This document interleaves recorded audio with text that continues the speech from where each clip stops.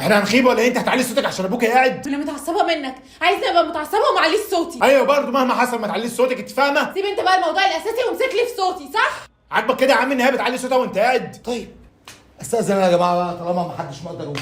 لا يا عمي بس صلي على النبي بس. عاجبك كده؟ انت السبب. فيها شهد وانا مش موجود ولا ايه؟ طول ما انا موجود ما اسمعش صوتك خالص غير لما اقول لك، مفهوم؟ حاضر يا بابا.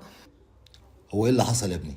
طبعا يا عم انت عارف ان بحكم شغلي ان انا عندي زميلات، والطبيعي ان احنا بنتعامل مع بعضينا، يعني حتى لو في حاجه كمان بنكلم بعض بس في اطار الشغل.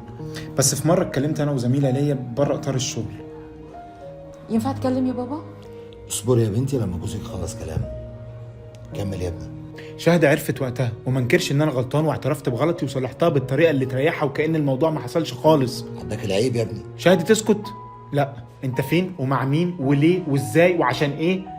وتحسسك انك انت متراقب. طب وليه تحسسك ما هي فعلا عملت كده؟